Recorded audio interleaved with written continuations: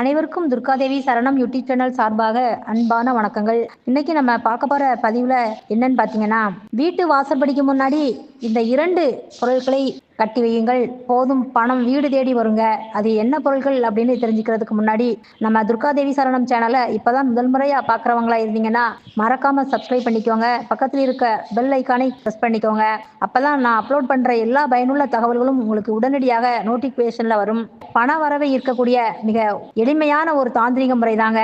ஒரு வீட்டினுடைய தலைவாசல் பகுதி என்பது ஒரு முக்கியமான ஒரு இடம் என்றே சொல்லலாம்.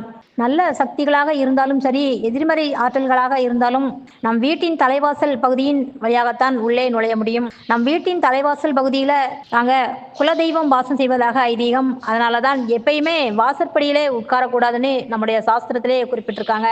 வாசல்படிக்கு மேலே அல்லது வாசல்படிக்கு நேர் எதிரில் செருப்புகளையோ ஷூ மற்றும் துடைப்பங்களை நாம வைக்கக்கூடாது. எக்காரணத்தை கொண்டும் வாசற்படியில உட்காரவோ தலை வைத்து படுக்க கூடாதுங்க. அதே போலத்தான் வாசற்படிக்கு மேல ஏறி நிற்க கூடாதுன்னு சொல்லுவாங்க. அதை நாம மிதிக்கவும் கூடாது. நாம வெளியே சென்றாலும் சரி, இல்ல வீட்டிற்குள் சென்றாலும் சரி, வெளியே வரும்போதும் சரி, வாசற்படியை தாண்டி தாங்க போகணும். இப்படி வாசற்படியை மிதிச்சுட்டு வெளியவே செல்லக்கூடாதுங்க. வீட்டிற்குள்ளே போகும்போது வாசற்படியை மிதிச்சுட்டு உள்ளே போகக்கூடாது. தினமும் மாலை நேரத்துல 6 மணி நேரம் என்பது மகாலட்சுமி தாயார் நம் வீட்டிற்கு வருவதாக ஐதீகம். இது வந்துட்டு சாஸ்திரங்களிலே குறிப்பிட்டிருக்கு. ஆனா மகாலட்சுமி தாயார் வருவதற்கு சற்று முன்பாக லட்சுமியின் மூத்த சகோதரியான மூதேவி வருவதாக ஐதீகம். இந்த மூதேவியை வீட்டிற்குள்ள நம்ம அனுமதிக்க கூடாதுங்க. இது வந்துட்டு அனைவருக்குமே தெரிந்த ஒரு விஷயம்தான். மேலும் மகாலட்சுமி தாயாருக்கு உகந்த சுவை என்னென்று பார்த்தோம்னா இனிப்பு தான். மூதேவிக்கு உகந்த சுவை என்று எதுன்னு பார்த்தோம்னா அது வந்து புளிப்பு மற்றும் காரம். இதற்காகத்தான் எலுமிச்சம்பழம் புளிப்பு சுவையுடையது என்பதற்காக மிளகாய் காரத்தன்மை என்பதாலையும் அதை வாங்கிட்டு வந்து நம்ம எலுமிச்சம்பழத்தில் மிளகாயை சேர்த்து கட்டும்போது மூதேவி தனக்கு தேவையான சுவை வாசலுக்கு வெளியே கிடைச்சிருக்கு என்று அதை ஏத்துட்டு போவாங்களாம். அவங்க வந்துட்டு வீட்டுக்குள்ளே வரமாட்டாங்க. இதன் காரணமாகத்தான் எலுமிச்சம்பழம் மற்றும் மிளகாயை சேர்த்து கட்டுறோம். இதை தவிர்த்து தலைவாசலில் மேல் பகுதியில குதிரை லாடத்தை கட்டலாங்க. அது வந்து தீய சக்திகளை விரட்டி அடித்து நல்ல ஆற்றலை ஈர்க்கும் தன்மை உள்ளதுங்க. அதிக தூரம் ஓடிய குதிரையின் லாடத்தை தாங்க வீட்டு வாசற்படிக்கு மேல கட்டி வைக்கலாம், ரொம்ப நல்லது. அதே போல தலைவாசலின் 2 பகுதியிலுமே வாரம் ஒரு முறையாவது மஞ்சள் குங்குமம் போட்டு நம்ம வைக்கணுங்க. இப்போல்லாம் நிறைய வீடுகள்ல பாத்தீங்கன்னா பெயிண்ட் அடிச்சு வச்சிருக்காங்க. அப்படி இருந்தாலும் கூட அந்த பெயிண்டுக்கு மேல ஒரு பொட்டையாவது நீங்க வைக்கணுங்க. வாடகை வீட்டுல இருக்கிறவங்க நீங்க இதை செய்வது கொஞ்சம் கஷ்டம்தான். ஆனா சொந்த வீட்டுல இருக்கிறவங்க இதை மறக்காமல் நீங்க செய்யுங்க. கோவில்களில் பிரசாதமாக கொடுக்கக்கூடிய புஷ்பங்களை பெண்கள் தலையிலையும் நீங்க வச்சுக்கலாங்க. அப்படி இல்லைன்னா வீட்டு வாசற்படியிலும் நீங்க வைக்கலாம். சோ வீட்டின் தலைவாசல் பகுதி அப்படின்றது குலதெய்வம் வாசம் செய்யக்கூடிய இடம். அதை ரொம்பவே சுத்தமாக வச்சுக்கணுங்க.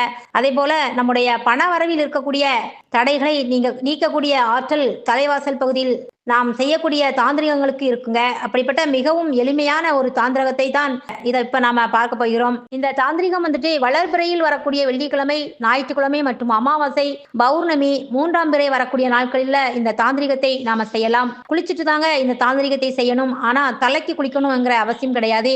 எப்பவும் மாதிரி நார்மலா நீங்க குளித்தாலே போதும். ஆண்கள் பெண்கள் யார் வேணும்னாலும் இந்த தாந்திரிகத்தை செய்யலாம். பெண்கள் சுத்தமாக இல்லாத நேரத்தில் இந்த தாந்திரிகத்தை செய்வது தவிர்க்கணுங்க. அசைவம் சாப்பிடுறவங்களாக இருந்தா அதை சாப்பிட்டுட்டு இந்த தாந்திரிகத்தை செய்யக்கூடாதுங்க. தாந்திரிகத்தை முடிச்சதுக்கு பிறகு அசைவம் நீங்க எடுத்துக்கலாம். தாந்திரிகம் என்றாலே அதற்கு சில புற பொருட்கள் எல்லாம் தேவைங்க. இந்த தாந்திரிகத்துக்கு நமக்கு தேவைப்படுவது எளிமையான 2 பொருள் தான். முதலாவது பொருள் என்னன்னு பாத்தீங்கன்னா 5 ஜாதிக்காய். இது வந்துட்டு எல்லா நாட்டு மருந்து கடைகளிலுமே சுலபமாக கிடைக்கக்கூடியதாங்க. இந்த ஜாதிக்காய் விலையும் கூட பாத்தீங்கன்னா மலிவாகத்தான் இருக்கும். ஒரு ஜாதிக்காயின் விலை கிட்டத்தட்ட 5 ரூபாய் தான் இருக்குங்க. உடையாத வீரல் இல்லாத காயை பார்த்து நீங்க வாங்கிக்கோங்க. 5 எண்ணிக்கையில ஜாதிக்காயை நமக்கு தேவைங்க. இதுல வந்துட்டு அதீதமான மருத்துவ குணமும் தாந்திரிக குணமும் கொண்டதுங்க. இந்த ஜாதிக்காய் உடையாத வீரல் இல்லாத காயா பார்த்து வாங்கிக்கோங்க. அது ரொம்பவும் முக்கியங்க. பண வரவில் இருக்கக்கூடிய தடைகளை தகர்த்து எரியக்கூடியது ஆற்றல் இந்த ஜாதிக்காய்க்கு இருக்கு. அது மட்டும் கிடையாதுங்க, எந்த விதமான தீய சக்திகளாக இருந்தாலும் அதை வீட்டுக்குள்ளே நுழைய விடாமல் தடுக்கக்கூடிய ஆற்றல் இந்த ஜாதிக்காய்க்கு இருக்கு. பொதுவாகவே பணம் வைக்கக்கூடிய லாக்கர் கல்லாப்பெட்டியில் 3 ஜாதிக்காய்களை நீங்க போட்டு வைங்க. அது வந்துட்டு நல்ல பண வரவை அதிகரிக்கும். அது மட்டும் கிடையாதுங்க, வீண் விரயங்களையும் அனாவசிய மருத்துவ செலவுகளையுமே அது கட்டுப்படுத்தும். இப்போ வீட்டு வாசல்ல இந்த ஜாதிக்காயை எப்படி பயன்படுத்தணும் என்று பார்க்கலாம். 5 ஜாதிக்காய்களை நீங்க எடுத்துக்கோங்க. அடுத்ததாக நமக்கு தேவைப்படுவது சந்தனம். சந்தனம் என்பது மகாலட்சுமி தாயாருக்கு ரொம்பவுமே விருப்பமான ஒரு பொருள். அது மட்டும் கிடையாதுங்க. பண வரவை அதிகரிக்கக்கூடிய ஆற்றல் இந்த சந்தனத்திற்கு இருக்கு. இது வந்துட்டு நாட்டு மருந்து கடைகள்ல கேட்டு வாங்கிக்கோங்க. தாந்திரிகத்துக்கு எப்பயுமே தூய்மையான பொருட்களை பயன்படுத்தும் பொழுது தான் முழுமையான பலன்கள் நமக்கு கிடைக்கும். சிறிய அளவுல சந்தனக்கட்டை கிடைத்தால் கூட போதுங்க. அது ரொம்பவும் நறுமணம் மிக்கக்கூடியது. மேக்ஸிமம் சிறிய சந்தனக்கட்டையை பயன்படுத்துவது ரொம்பவும் நல்லதுங்க.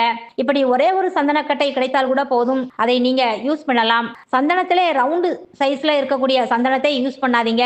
இந்த தாந்திரிகத்துக்கு 5 ஜாதிக்காய் மற்றும் 2 ஸ்பூன் அளவுக்கு சந்தனம் பவுடர் அல்லது ஒரு சின்ன துண்டு சந்தனக்கட்டை இருந்தாலே அதை நீங்க பச்சை நிற துணியில ஒரு மூட்டை போல கட்டணும். வேறு எந்த கலரையும் பயன்படுத்தக்கூடாதுங்க. இப்ப இந்த மூட்டையை வீட்டின் தலைவாசலுக்கு மேல் பகுதியில நீங்க கட்டணும். நல்ல சென்டர்ல பார்த்து கட்டிக்கோங்க. ஆல்ரெடி நீங்க வீட்டு வாசல் படியில மேல எத்தனை தாந்திரிக முடிச்சுகளை கட்டி வச்சிருந்தாலும் இதையும் நீங்க சேர்த்து கட்டலாம். எந்த நேரத்துல இந்த முடிச்சை கட்டணும் அப்படின்னு பாத்தீங்கன்னா, அதிகாலை வேளையில 4 மணி முதல் பகல் 12 மணி வரைக்கும் கட்டலாங்க. அந்த இடைப்பட்ட நேரத்தில் அல்லது மாலை 5 மணி முதல் இரவு 9 மணி வரைக்கும் அந்த இடைப்பட்ட நேரத்தில் இதை கட்டி விடலாம். இதை வந்துட்டு எத்தனை நாட்களுக்கு ஒரு முறை தாந்திரிக மூட்டையை மாற்றணும் அப்படின்னு பார்த்தீங்கன்னா 3 மாதங்களுக்கு ஒரு முறை இதை மாற்றினாலே போதும். மாற்றும் பொழுது அந்த பழைய மூட்டையை பிரிக்காமல் அதை அப்படியே எடுத்துட்டு போய் வீட்டு பக்கத்துல இருக்கக்கூடிய ஏரிகள், குளங்கள், கிணறு, ஆறுகள், கடல் போன்ற நீர்நிலைகளில் போட்டுடுங்க. அதை அப்படி கொண்டு போக முடியல அப்படின்னு சொல்றவங்க மரம், செடி இருக்கும் இடத்துல கால்படாத இடத்துல போட்டுருங்க. இந்த தாந்திரிக மூட்டையை கட்டி வைத்த முதல் மாதத்திலேயே பண வரவை ஈர்த்து கொண்டு வரக்கூடிய ஒரு நல்ல முன்னேற்றம் ஏற்படுங்க. பண வரவு மட்டுமல்லங்க, வீண் விரயங்கள், அனாவசிய மருத்துவ செலவுகள், இது போன்ற செலவுகள் எல்லாமே கட்டுப்படுங்க. இது மிக மிக எளிமையான தாந்திரிகம். கண்டிப்பாக கடைபிடிங்க சகோதர சகோதரிகளே. நண்பர்களே, இந்த பதிவு உங்களுக்கு பயனுள்ளதாக இருப்பின் உங்க நண்பர்களுக்கும் உறவினர்களுக்கும் ஷேர் பண்ணுங்க. மீண்டும் அடுத்து ஒரு நல்ல தகவல்களுடன் சந்திக்கும் வரை உங்கள் சகோதரியான துர்கா தேவி சரணம்.